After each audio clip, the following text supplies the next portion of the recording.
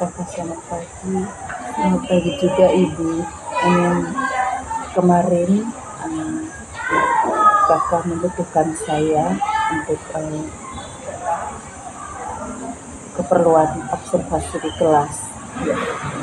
Mungkin bisa kira-kira apa yang mau Kakak bicarakan dalam pertemuan kita ini. Baik, yang ingin saya mau sampaikan yang pertama untuk melihat kegiatan proses pembelajaran. Yang kedua, metode yang digunakan dalam kegiatan pembelajaran.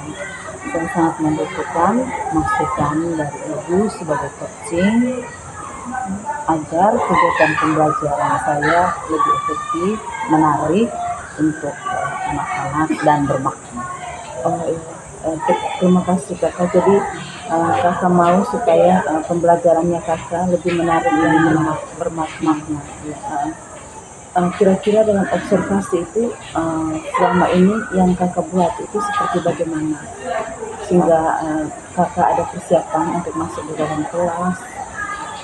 Baik, kalau yang pertama-tama ketika saya mau masuk kelas, saya menganalisis kebutuhan anak-anak. Setelah menganalisis kebutuhan anak-anak, saya tahu baru saya menyiapkan perangkat dan metode yang sesuai dengan kebutuhan anak-anak. Menurut saya dengan demikian, saya menjawab kebutuhan peserta didik dalam kegiatan pembelajaran. Terima kasih. Jadi, Kakak menyiapkan semua perangkat pembelajaran dengan baik yang sampai melihat semua kebutuhan peserta didik. Bagaimana selama proses pembelajaran, meskipun Kakak sudah menyiapkan semuanya, apakah anak-anak di dalam itu mereka mengikuti semua pembelajaran dengan baik? Rata-rata secara umum anak-anak bisa mengikuti kegiatan pembelajaran dengan baik. Walaupun ada beberapa anak yang butuh perhatian khusus dari saya dalam kegiatan, terutama dalam proses diskusi ada anak-anak yang bermain saja. Jadi bagaimana saja cara kita untuk melakukan pendekatan terhadap anak yang memiliki tipe seperti itu. Baik Kakak, kira-kira untuk pembelajaran ini tujuan pembelajaran apa yang ingin Kakak ambil? Baik, dalam kegiatan yang akan dilaksanakan itu tujuan pembelajarannya saya ingin anak-anak mampu mengidentifikasi peran orang tua terhadap perkembangannya sesuai dengan pesan kitab suci dan teks-teks dokumen gereja. Dan dokumen gereja itu ada 4 teks dokumen gereja tentang peran orang tua dalam pendidikan anak, siapa yang berperan. Jadi saya hanya mau tujuannya yang ingin saya capai bahwa anak itu tahu mengidentifikasi apa peran orang tua dalam perkembangannya. Jadi tujuan pembelajaran itu mengidentifikasi peran orang tua berdasarkan dokumen.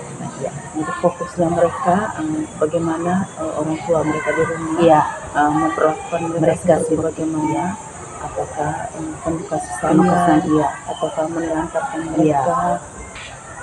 Terus Kakak pada saat selama Kakak memberikan pembelajaran di kelas, tantangan-tantangan apa yang Kakak hadapi?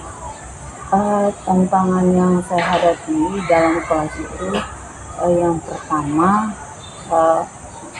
ada peserta didik yang kurang fokus, setelah saya lacak kenapa kurang fokus, keadaan orang tua tidak harmonis di rumah sehingga dia tidak konsentrasi di kelas. Mungkin masih ada yang lain. Yang berikut ada anak yang belum lancar membaca, sehingga untuk memahami teks itu dia susah karena baca saja dia belum lancar. Dari 2 tantangan ini, setelah Kakak alami selama proses pembelajaran, mungkin ada hal-hal yang efektif untuk bisa mengatasi kedua tantangan ini. Untuk yang anak yang kurang perhatian dari orang tua, saya manggilnya, dua-duanya saya panggil secara khusus dan terpisah. Saya memberi masukan kepada anak bahwa dia tidak perlu terlalu memikirkan masalah orang tua. Itu masalah orang tua. Sekarang dia harus fokus untuk pendidikannya sendiri supaya masa depannya baik.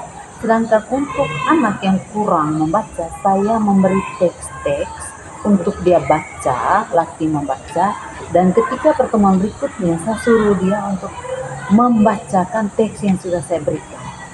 Membacakan teks.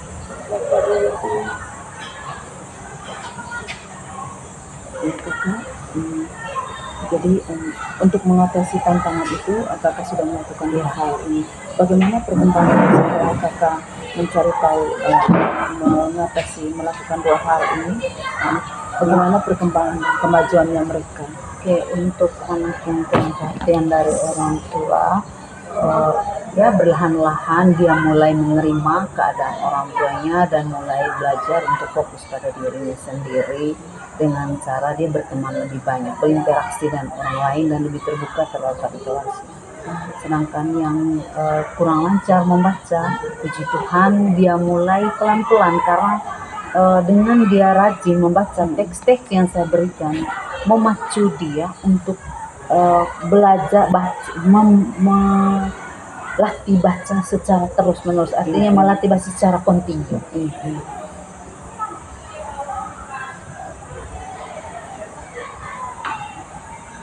Jadi satu saat sepi kan ku gantikan tugasmu ayah, doakan aku ibu, restumu sertai langkahku.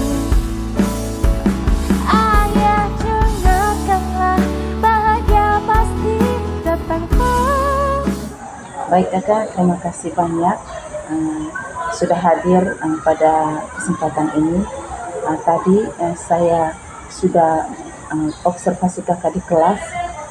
Satu kesan yang saya tangkap pada saat pembelajarannya kakak, bahwa pembelajarannya kakak sudah sesuai dengan tujuan pembelajaran, yaitu bagaimana mengidentifikasi peran orang tua. Lalu di dalam pembelajaran juga, pada akhir pembelajaran kakak memberikan PSE, pembelajaran sosial emosional, sehingga anak-anak itu sungguh meresapi.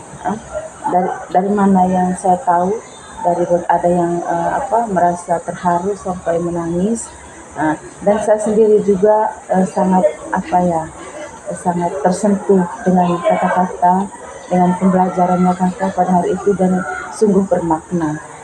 Bagaimana peran orang tua di rumah, semoga anak-anak mereka bisa memahami bagaimana orang tua mereka di rumah, dan juga mereka tetap fokus untuk masa depan mereka. Jadi terima kasih kakak. Mungkin ada hal yang perlu kakak kembangkan, yang tingkatkan. Kalau untuk pembelajarannya kakak selama ini, sesuai dengan pengamatan saya, sudah sangat bagus. Ada ice breaking juga, lalu ada permainan kecil, ada ice breaking, ada PSE, sehingga pembelajarannya tidak jenuh, tidak bosan. Mungkin ada hal yang kakak rasa perlu ditingkatkan lagi mengenai peserta didik. Pada saat diskusi, memang saya lihat ada peserta didik yang memang dari kakak sendiri, dari guru sendiri sudah optimis, sudah 100% untuk memberikan yang terbaik. Tetapi dari siswanya ada yang masih menganggapnya hal main-main, belum serius dalam diskusi. Mungkin itu yang perlu ditingkatkan, tindak lanjut. Mungkin kira-kira metode apa yang bisa kakak atau teknik-teknik mungkin ada teknik-teknik lain yang bisa kakak gunakan untuk mengembalikan fokus anak-anak. Ya, selama ini teknik-teknik yang untuk mengembalikan fokus anak yang pertama selain SPG, yang kedua melakukan pendekatan secara personal. Melakukan pendekatan secara personal, baik selama kegiatan proses pembelajaran, Ya. dan juga setelah kegiatan proses pembelajaran. Artinya ketika saya melakukan pendekatan personal selama pembelajaran tidak ada perubahan, itu berarti anak tersebut bermasalah. Karena itu kalau waktu pendekatan personal selama pembelajaran tidak efektif, yang saya lakukan adalah setelah kegiatan pembelajaran berakhir, saya akan memanggil anak tersebut, melakukan pendekatan, bertanya apa yang sedang terjadi, sehingga kemudian saya akan tahu masalah apa yang dihadapi serta solusi apa yang tepat menurutnya. Baik Kakak, terima kasih banyak untuk pertemuan kita, untuk semua kegiatan kita mulai dari pra-observasi, observasi sampai ke observasi. Jadi terima kasih banyak, salam sukses selalu untuk Kakak dan tetap semangat. Terima kasih banyak.